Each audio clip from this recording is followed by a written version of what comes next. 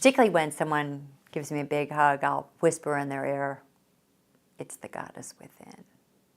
Wonder Woman was a symbol of female empowerment. Yes. Long before it was in vogue. Directing, there were no women that ran the show or line producers or any of that. Way before its time. Right here. And it's still resonating today. Why? And so I think in that way. You know, I think that I finally I figured it out. From the business side, Wonder Woman represented a lot of breakthroughs. And it is because she was smart, she was kind. Wonder Woman, one face comes to mind. Lynda Carter, spinning in that iconic red, white, and blue costume, lasso of truth in hand, fighting for justice and protecting the innocent. For millions of people around the world, she was the perfect superhero. Strong, fearless, and beautiful. But what happened when the cameras stopped rolling? What was life really like for the woman behind the golden tiara? Today, we're going to tell you the real story of Lynda Carter. A story filled with incredible highs and devastating lows. A story of love, loss, heartbreak, and the kind of personal battles that would test even the strongest person. Because while Lynda Carter may have played Wonder Woman on TV, her real life required a different kind of courage altogether. Grab some tissues, because this is going to be an emotional journey through the life of one of television's most beloved stars. Lynda Carter wasn't born into fame. She started life as a regular kid in Phoenix, Arizona, with big dreams and an even bigger voice.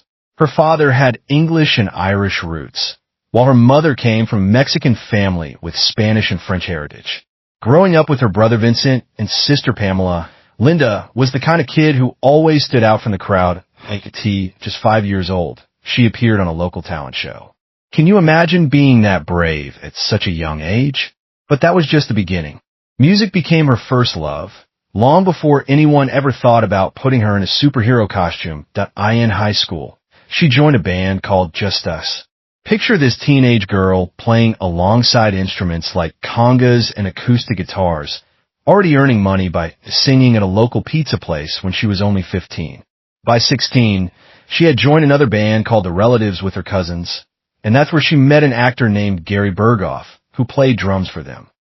The band even got to perform at the famous Sahara Hotel and Casino in Las Vegas for 3 months.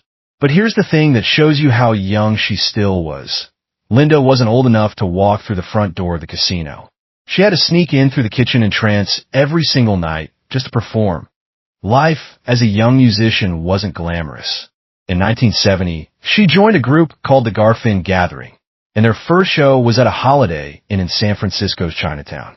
The hotel was so new that they didn't even have a proper sidewalk built yet. Most of their audience was hotel workers and people walking through the parking garage. Not exactly the big time, but Lynda kept pushing forward.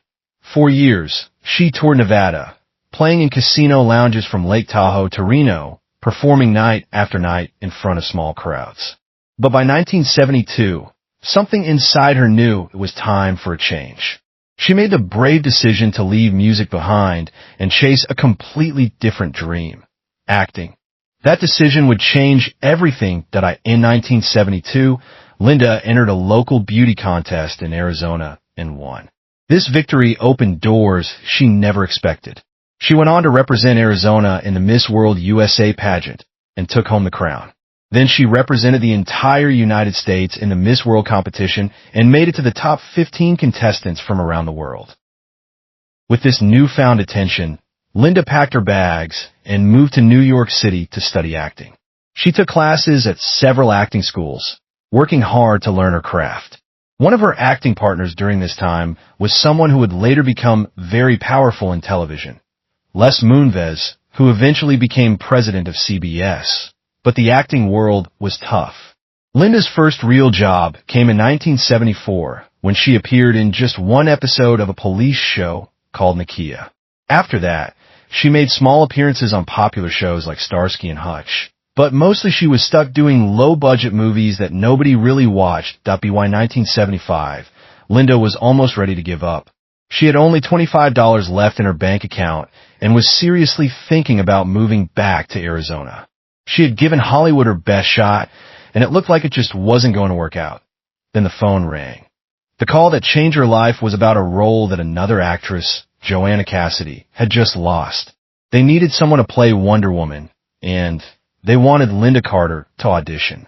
Just like that, with only $25 to her name, she went from almost giving up on her dreams to landing the role that would make her famous around the world. But fame came with a price that Lynda never expected to pay. When Wonder Woman premiered in 1975, it was an instant hit. The show ran until 1979, first on ABC and then on CBS, and Lynda's portrayal of Diana Prince became legendary. She looked perfect in the costume. The theme song was catchy, and fans fell in love with her version of the character. But being Wonder Woman wasn't always wonderful. Lynda later admitted that she never wanted to be seen as just a pretty face or a fantasy for men. She said she hated knowing that pictures of her were probably hanging in men's bathrooms and that men would write to tell her exactly what they were thinking when they looked at her. That kind of attention made her uncomfortable, but she handled it with grace. One of the show's producers even warned her that women would be jealous of her because of how she looked in the costume. But Lynda was smart about how she played the character. She made sure that Wonder Woman was someone that women would want to be friends with, not someone they would hate. She wanted to be a hero that everyone could look up to. Playing Wonder Woman felt magical to Lynda. She once said that when you pretend to be that character, it actually feels like you could fly. For 4 years, she got to be America's favorite superhero, and she took that responsibility seriously. The show made her famous, but also meant that she would be forever connected to Wonder Woman. Some actors hate being remembered for just one role, but Lynda embraced it. She understood that Wonder Woman meant something special to people, something bigger than just a TV show. When Wonder Woman ended, Lynda tried to build on her fame in different ways. She had been named the most beautiful woman in the world by beauty experts in 1978. She signed a deal with Maybelline Makeup Company and even appeared in commercial for Diet 7-Up with comedian Don Rickles. She went back to her first love, music, recording an album called Portrait, and even performing some of her own songs in Wonder Woman episodes. She appeared on The Muppet Show, where the running joke was that all the Muppets thought she really was Wonder Woman in real life. Throughout the 1980s and 1990s, she kept busy with TV movies and even started her own production company. She did voice work for video games, released several music albums, and performed at famous venues across the country. She proved that she was much more than just Wonder Woman. She was a talented performer in many different ways, but it was her personal life where the real drama was unfolding. Before she became Wonder Woman, Lynda had dated a French singer named Michel Polnareff in 1973, but that relationship didn't last long. In 1977, while she was at the height of her Wonder Woman fame, she married her talent agent Ron Samuels. But that marriage was not a happy one. Lynda later admitted that she was very unhappy during those 5 years, and they divorced in 1982. Then came a year that changed everything, 1982. While she was going through her divorce, feeling hurt, and not looking for love at all, Lynda met Robert Altman. He was a successful lawyer in Washington, D.C., who would later help start a media company called Xanax Media. Sometimes love really does find you when you least expect it. Despite going through a painful divorce and not wanting to trust anyone new, Lynda found herself falling for Robert. In 1984, they got married, and Lynda actually stepped away from Hollywood for a while to move to Washington, D.C., to be with him. Together, they built an amazing life. In 1988, they had their first child, a son named James. 2 years later, in 1990, they welcomed their daughter Jessica. The family lived in a massive 20,000 square foot mansion in Potomac, Maryland, that they had built just before James was born. Their home was so beautiful that it was featured in magazines and on television shows. From the outside, they looked like they had everything: love, beautiful children, success, and wealth. Lynda often said that Robert was the kind of man who could make her laugh and help her not worry about small problems. They had what she called a real romance, with ups and downs like any couple, but it was genuine and strong. But even the strongest relationships face tests, And in 1993, Robert faced one of the biggest challenges of his life. Robert became involved in a huge legal case connected to a scandal with the Bank of Credit and Commerce International and something called First American Bank shares. The case was all over the news, and Robert was on trial. For Lynda, this wasn't just a news story. This was her husband's life and reputation on the line. She stood by him through the entire ordeal. When the trial ended and Robert was found not guilty of all charges, cameras caught Lynda hugging him and shouting, "Not guilty! Not guilty!" for everyone to hear. That moment showed the world how much she loved him and believed in him. Lynda often said that Robert brought out the best in her. He was calm and steady while she was more energetic and lively. Together, they balanced each other perfectly. She would tell people not to marry the first person who proposes to you, because Robert had been worth waiting for. For nearly 4 decades, they built a life together filled with travel, laughter, and love. They raised their 2 children, built successful careers, and seemed to have the kind of marriage that many people only dream about. But in February 2021, Lynda's world completely fell apart. On February 3rd, 2021, Robert Altman passed away at the age of 73. He had been battling a rare form of blood cancer called myelofibrosis. Even though Lynda knew he was sick, nothing could have prepared her for the moment when he was gone. The grief hit her like a truck. She told reporters that she still couldn't believe she had lost him. After 37 years of marriage, she felt completely lost without him.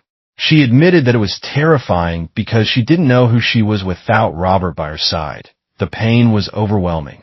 Lynda said she found herself crying 3 times a day. In the morning when she woke up and realized he wasn't there, and then randomly throughout the day when memories of him would hit her. Every single day, she thought about him and missed him. In a heartbreaking post on Instagram right after his death, she wrote about how nothing could have prepared their family for losing him, but that they would try to honor his legacy and follow their dreams. She promised to love him always and forever. Robert's death wasn't just losing a husband.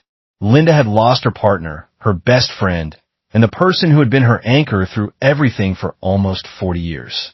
She was now in her 70s, trying to figure out how to live without the person who had been the center of her world. But Lynda found a way to honor his memory that was true to who she was. Through music, she began working on a deeply personal song called Human and Divine, which was released in October 2021. Writing and recording the song made her feel extremely vulnerable, but also inspired. The song was partly about her love story with Robert, but also about the romance between Steve Trevor and Wonder Woman in the 2017 Wonder Woman movie. For Lynda, the song became about all the great love stories throughout history, the kind of love that some people are lucky enough to experience in their lives. She hoped the song would help other people connect with their own love stories, whether they were currently in love or missing someone they had lost. She admitted that this next chapter of her life was about learning who she was without Robert, which was scary but necessary. Through her music and her memories, she was determined to keep his love alive in her heart. As she tweeted after his death, "I miss Robert every day. His love continues to inspire and strengthen me." It showed that even in her deepest grief, she was trying to find a way to carry on. But Robert's death wasn't the only painful chapter in Lynda's life that she had kept private for decades. In recent years, she made the brave decision to speak out about another dark part of her past. During the height of the Me Too movement, when women everywhere were finally speaking up about sexual harassment and abuse, Lynda Carter made her own revelation. Sitting in a quiet hotel lobby in New York, she was asked if she had ever faced sexual abuse or harassment during her career. Her answer was simple but powerful. Yes.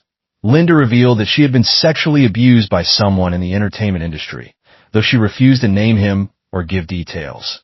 She said that this person was already facing some kind of punishment or justice, so she didn't see any point in making it worse by going public with his name.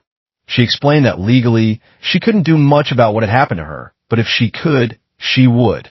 The recovery from that experience had been long and was probably still ongoing, even years later. Lynda also shared some shocking stories about what it was like being a woman in Hollywood during the 1970s. She told about a cameraman who actually drilled a hole in her dressing room wall to spy on her while she was changing. When they caught him, he was fired and basically banned from the industry. But the fact that it happened at all showed how unsafe women were.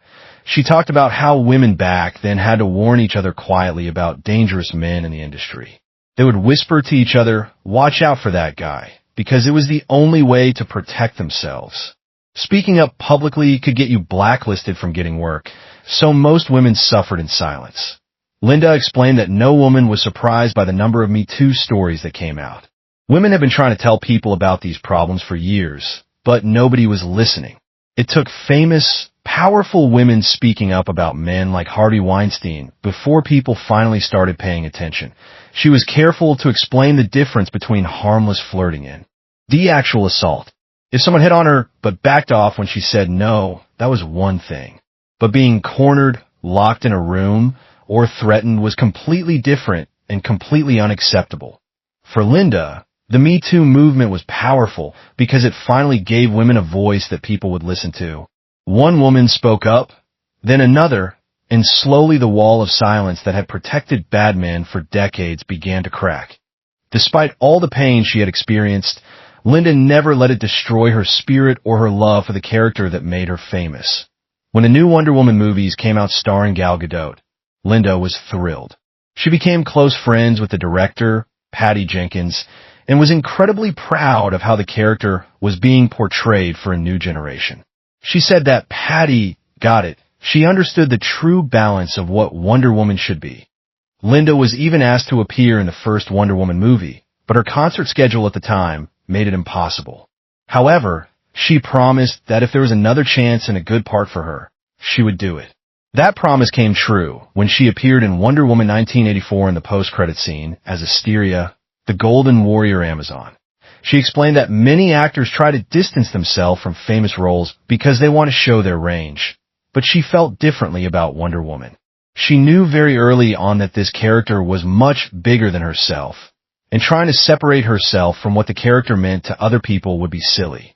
From a young girl singing in pizza parlors to an international beauty queen, from a struggling actress with only $25 in the bank to a global icon, Lynda Carter's journey has been filled with incredible highs and devastating lows. Today, at 74 years old, Lynda is still dealing with the grief of losing Robert. She says the pain will never truly go away because he was the great love of her life. Every single day, she thinks about him. She finds herself wanting to share something with him, only to remember that he's no longer there. She misses the little things, like how he would always text her when she was traveling to ask if she landed safely and if everything was all right. That's the kind of caring partner he was, always looking out for her. Since his death, Lynda has been working with medical organizations to help fund research into the kind of blood cancer that took Robert's life. She's also been using her voice through music, releasing songs that help her process her grief and hopefully help other people who have lost someone they love. She admits that life just isn't as much fun without a partner by her side. Her life was an adventure with Robert. They traveled together, explored new places, laughed endlessly, and faced challenges as a team. Now she has to learn how to do things alone, and it's not easy.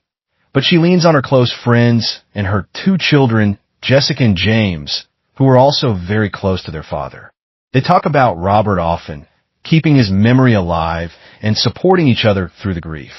Lynda remembers how perfectly their marriage worked. Robert was calm, steady, and even-tempered, which balanced out her lively, energetic personality. Together, they created a life full of love, laughter, and unforgettable moments. Even with all the wonderful memories, she still finds herself looking up at the sky and wondering, here did you go? It's a question that shows how love like there's never truly fades, even when the person is gone.